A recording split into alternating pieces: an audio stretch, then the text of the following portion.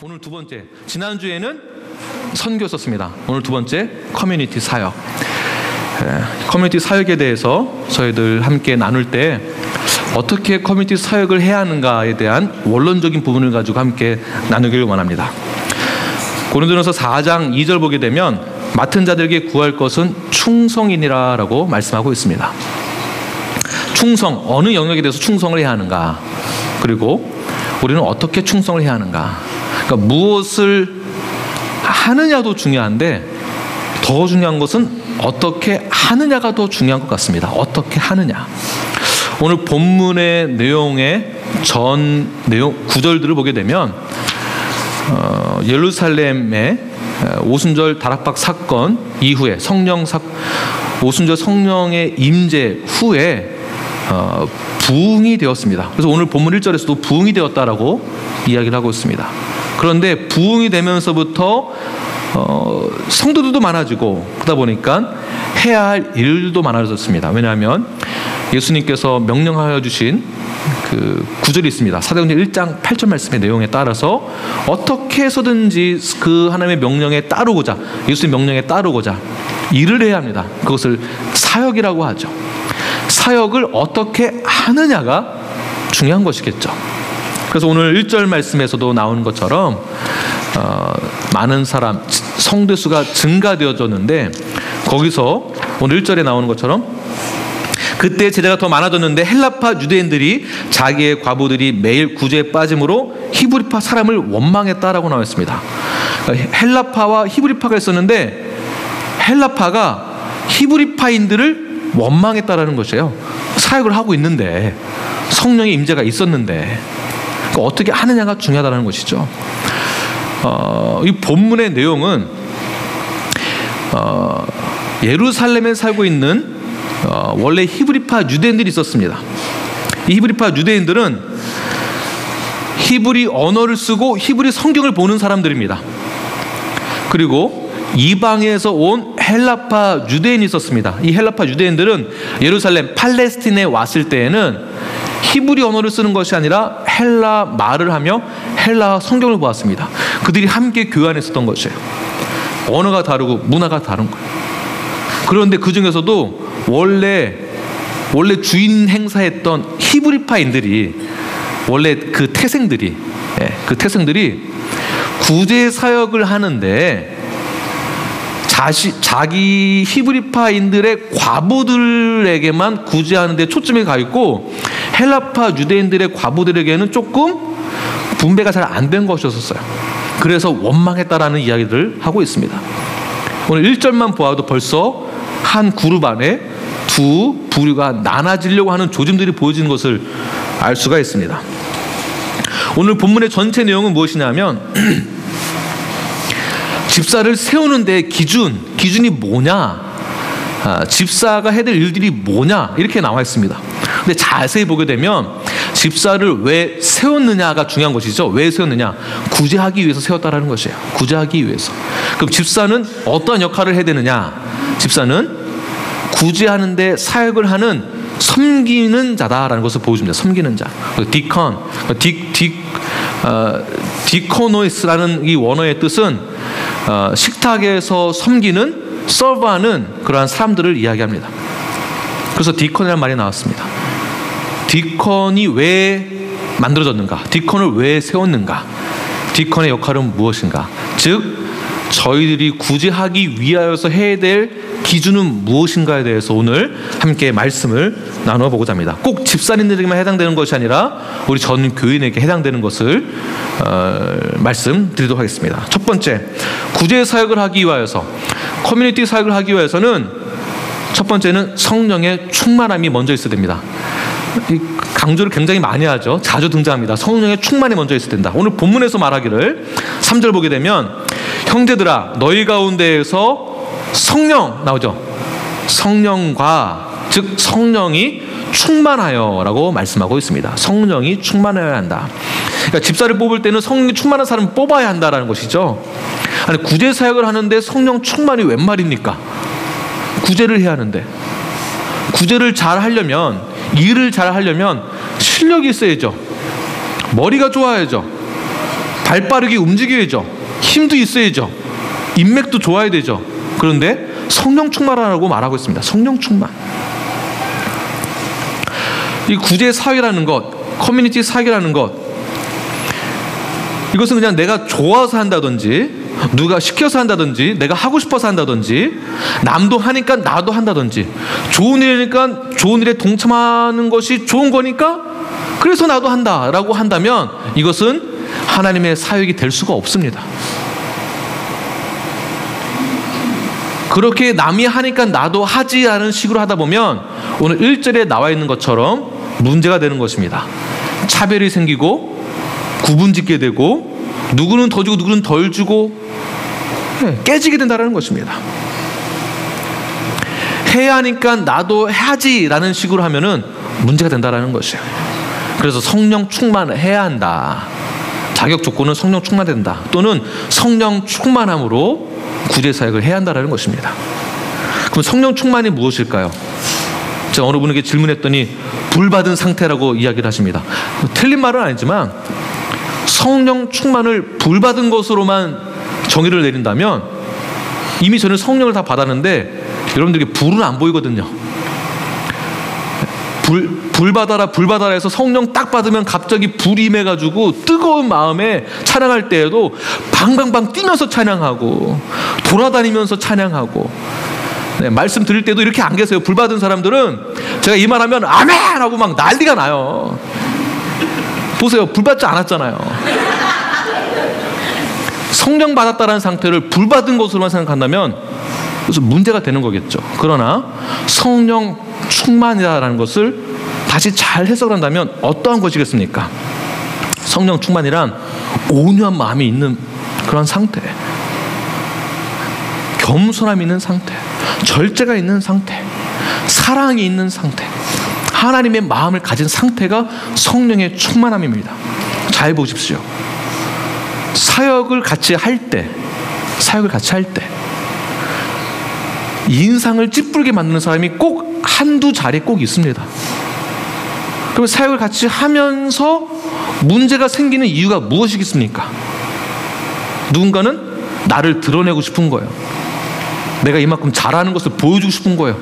내가 이만큼 헌신된 것을 알려주고 싶은 거예요. 나랑 친한 사람한테는 더 잘해주고 싶은 거예요. 그래서 성령 충만이란 온유함도 있고 절제도 있고 교만하지 아니하면서 하나님의 음성을 들으며 그 마음대로 실천할 줄 아는 자, 그러한 자가 바로 성령 충만한 자이다라는 것입니다. 우리가 아무리 많은 사역을 저희들이 교회에서 한다 하더라도 어떻게 하고 있느냐, 어떻게 충성되게 하고 있느냐, 이것이 중요한 것이겠죠. 지금 나의 상태가 어떠한가 한번 보십시오. 나를 돌아보십시오. 내가 지금 성령 충만한 상태로 헌신적이며 사역에 동참하며 그렇게 봉사하고 있는가? 세상에서도 많은 봉사들을 하고 있습니다. 국가적인 차원에서, 정치적인 차원에서 얼마나 많은 일들을, 구제를 하고 있는지 모릅니다. 그들이 구제를 하면서 어떻게 합니까? 신문에 광고 냅니다. 기자 불러서 인터뷰합니다. 드러냅니다. 내 의의를 나타냅니다. 내가 이만큼 하고 있다고 알려줍니다. 내가 이 정도라고 자랑합니다. 그러나 성경에서 말하는 것은 무엇이냐면 구제할 때는 이렇게 하라라고 아주 자세히 나와 있습니다. 마태복음 6장 3절 말씀 4절 우리 함께 한 목소리로 읽겠습니다. 시작.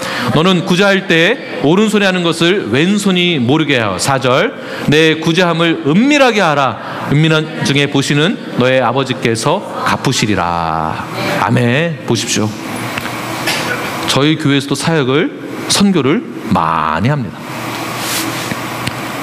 또 저희 하는 사역들이 많이 있습니다. 이 사역을 알려서 자랑하면서 하려면은 할 수 있습니다. 사람도 끌어모으려면은 할 수 있습니다. 지난주 얘기했던 것처럼 돈 끌어모아서 거하게 화려하게 이벤트로 만들면 됩니다. 돈으로 하려고 치면 할 수 있습니다. 문제는 무엇입니까? 어떻게 하고 있느냐. 어떻게 하고 있느냐. 그러면 우리는 구제 사역을 할 때, 커뮤니티의 사역을 할 때에는 은밀하게 하는 거예요. 알리지 않은 거예요. 오른손이 하는 것을 왼손이 모르게 하는 거예요.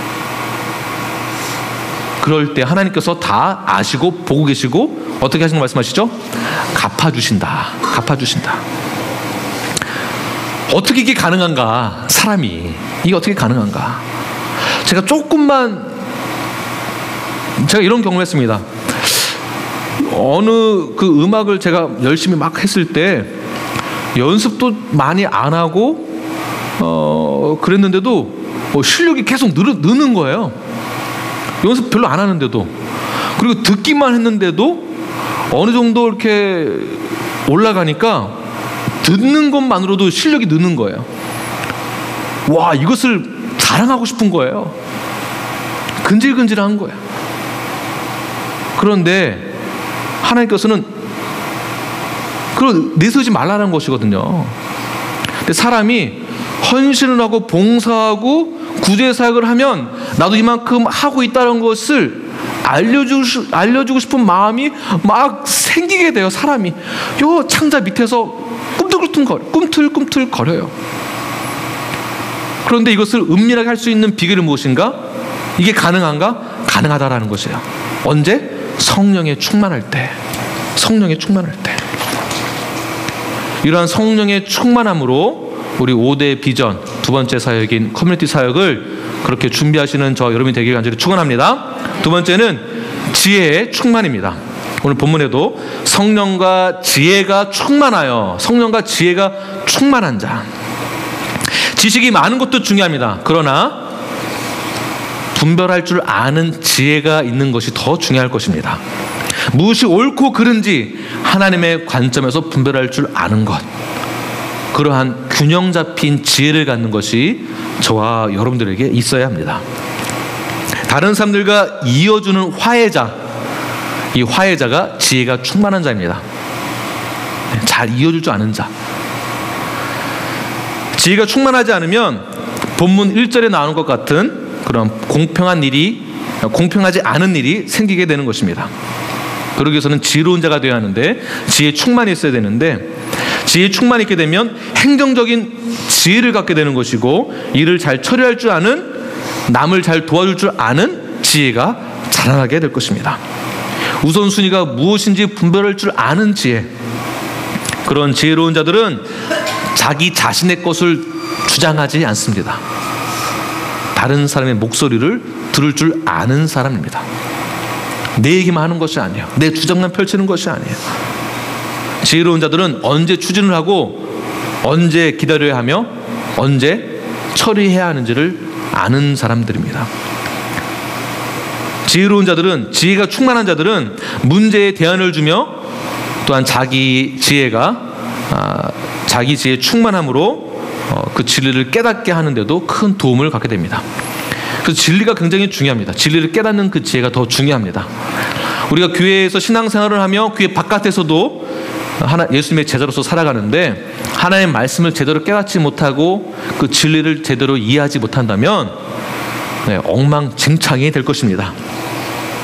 구제 사역을 하는 것 이상으로 중요한 것은 구제하는 구제 그 사역자는 지혜로운 사역자가 되어야 하는 것이며, 훌륭한 아버지도 중요하지만 지혜로운 아버지가 더 중요한 것이고, 좋은 대학과 좋은 직장을 다니는 것도 중요하지만 지혜로운 사회인이 되는 것이 더 중요합니다.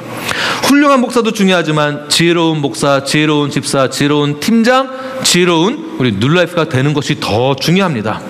좋은 훈련과 교육을 받아서 성공하는 자가 되는 것도 중요합니다. 그러나 더 중요한 것, 지혜가 충만한 상태에서 학식이 더해지는 것이 중요하다는 것입니다.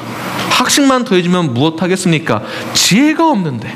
그래서 시편 1편 1절에서는 이렇게 이야기를 합니다.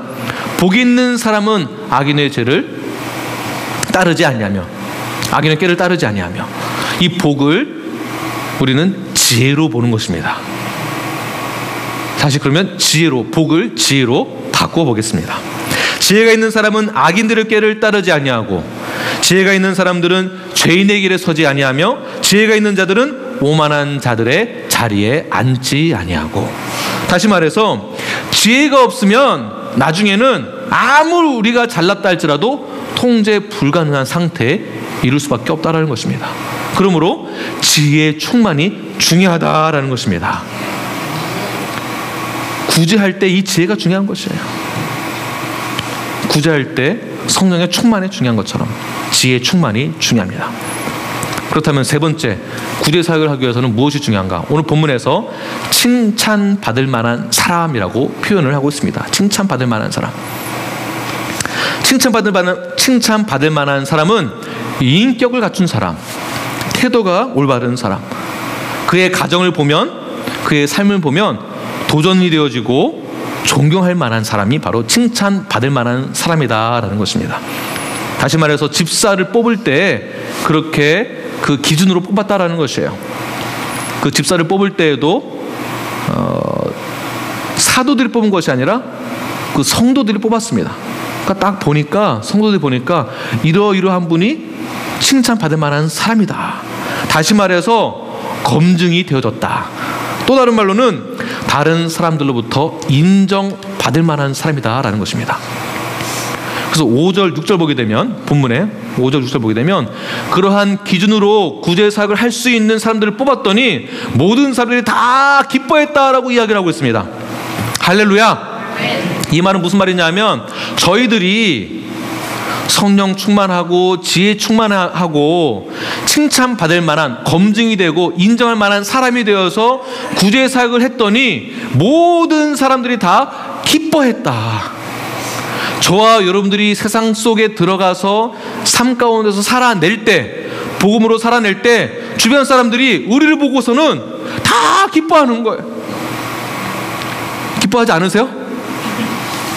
주변 사람들이 여러분 보면 다 짜증내시나요? 만약에 누가 나한테 그런 말을 한 얘기를 들었다라고 한다면은 누가 그랬어? 이것이 아니라 내가 잘못하고 있구나. 내가 크리스천으로 살지 못했구나. 지금 단어를 구제라는 말을 사용했지만 구제 안에 복음이 다 들어가 있는 것입니다. 구제 안에 선교가 들어가 있는 것입니다. 그러니까 하나님의 사랑 없이, 성령의 충만 없이, 지혜의 충만 없이 칭찬받을 만한 사람, 인정된 사람 아닌 상태에서 사역을 한다? 제자가 된다?